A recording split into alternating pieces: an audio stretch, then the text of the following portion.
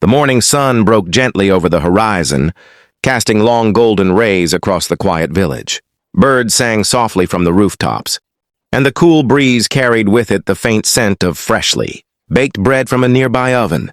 In the heart of the village, a narrow cobblestone path wound its way toward a modest wooden house, where life stirred slowly but with warmth. Inside the house, Anna sat by the window, her fingers nervously twisting the ribbon of her dress. She was only 17, yet her eyes carried a weight that seemed older than her years. Today was not an ordinary day. Today, her father was expected to return from the city after months away. The thought filled her heart with both excitement and a quiet unease, for so much had changed in his absence. Her younger brother, Daniel, ran about the small room with boundless energy, clutching a wooden toy horse. His laughter echoed against the old wooden beams, but Anna's gaze remained fixed on the dusty road outside. She could almost imagine the sound of carriage wheels, the familiar figure of her father stepping down with his weary smile, arms outstretched to embrace them. Yet with the image came another, a shadow of doubt she dared not voice. Would he notice how much she had grown? Would he still see the little girl he had left behind? Or recognize the young woman she was becoming? The air outside grew livelier as neighbors began their daily routines. Children fetched water from the well, women arranged baskets of fruit in the market square, and men prepared tools for the fields. Anna could hear their laughter, their greetings, but she felt apart from it all. Her heart was too full, her thoughts too scattered. Suddenly the creak of wheels reached her ears. Anna rose, her breath caught in her chest. Daniel dropped his toy horse and ran to the door, shouting with joy.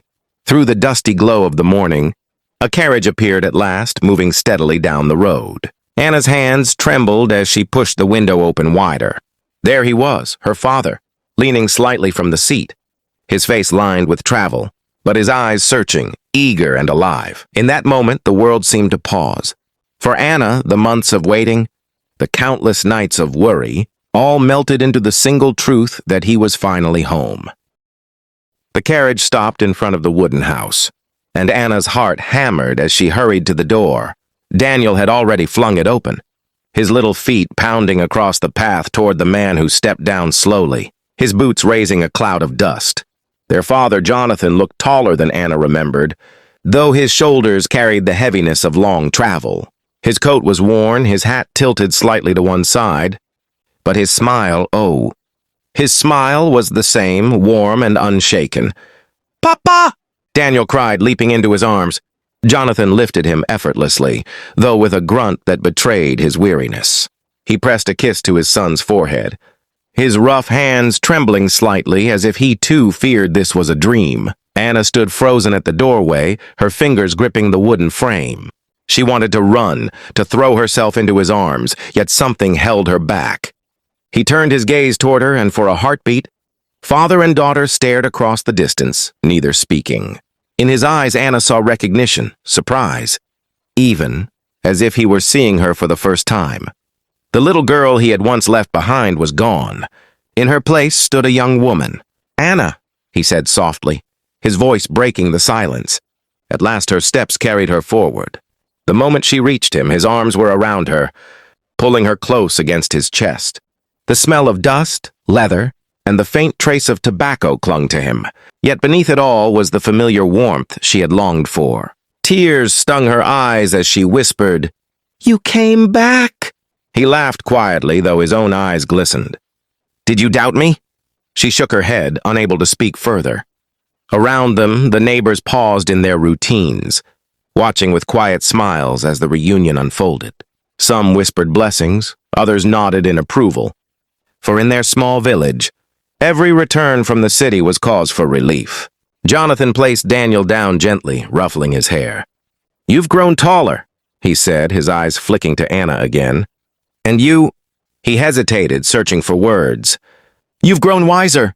Anna's cheeks warmed, though she said nothing. For the first time, she felt that her father did not see her as a child anymore. Yet beneath the joy of reunion lingered an unspoken tension, one that hinted the city had changed him, and that his return might not be as simple as it seemed. That evening, the little house glowed with the warmth of reunion. A fire crackled in the hearth, throwing soft light across the room. The wooden table was set with bread, cheese, and a pot of stew Anna had carefully prepared hours before. The air smelled of herbs and smoke, simple yet comforting. Jonathan sat at the head of the table, his travel bag placed in the corner, his weary face brightened by the laughter of his children. Daniel chattered endlessly, telling his father everything that had happened in his absence. How he had learned to climb, the big oak tree by the well, how their neighbor's goat had escaped and caused chaos in the market, how he now wanted to be as strong as Papa. Jonathan listened with patient amusement, nodding, smiling, and occasionally bursting into laughter that filled the room with life. Anna, however, remained quieter. She watched them both, her heart swelling with joy yet tightening with unease. There were moments when she caught her father's gaze drifting, his smile faltering just slightly, as though a shadow from the city clung to him. She wanted to ask what had happened during those long months, but something in his eyes told her he was not ready to speak of it. At last, Jonathan turned his attention to her. "Anna," he said gently, "you've taken good care of your brother in this home. Your mother would be proud." Her breath caught at the mention of her late mother. It had been nearly 3 years since illness had taken her, yet the wound was still fresh in their hearts. Anna lowered her gaze, blinking quickly to hold back tears. "I only did what she would have wanted," she whispered. Jonathan reached across the table, covering her hand with his own. His palm was rough, but his touch was steady. "You've done more than that. You've grown into her strength." The words stirred something deep within her, a mixture of pride and sorrow. For so long, she had carried the burden of responsibility silently, unsure if anyone noticed. Now, at last, her father saw it.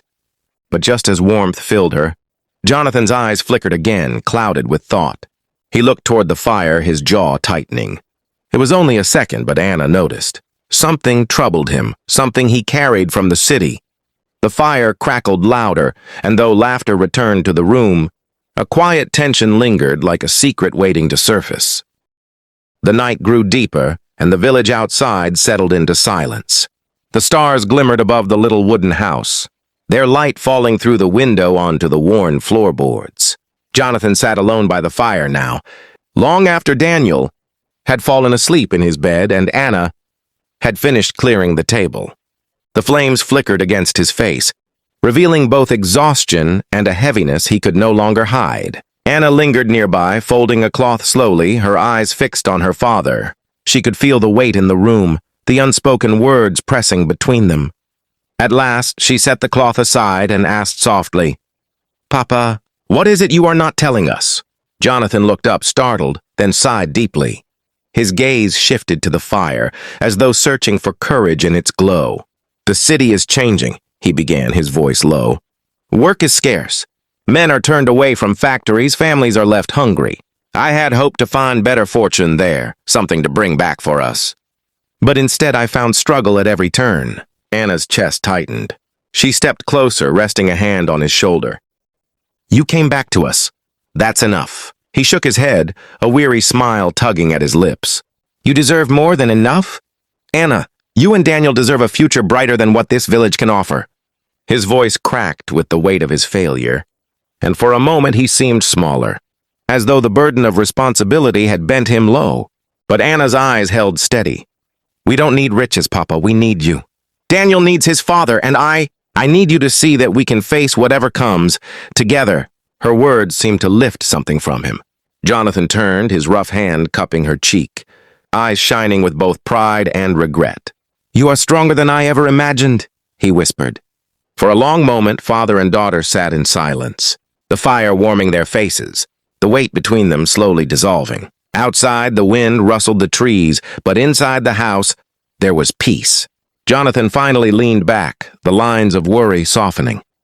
"Then together it shall be," he said. Anna smiled through her tears, knowing the road ahead would not be easy, but no longer fearing it. For now, their family was whole again, and that was enough to face whatever tomorrow might bring.